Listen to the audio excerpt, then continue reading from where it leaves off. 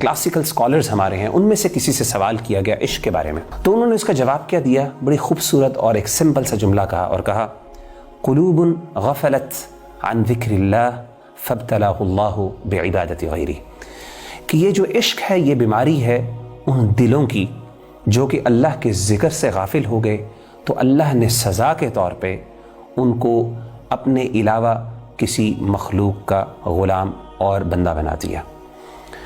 تو اس سے نہ صرف ہمیں پرابلم کا پتہ چل گیا، کاز کا پتہ چل گیا، پر ایٹ دا سیم ٹائم ہمیں سولوشن کا پتہ چل گیا۔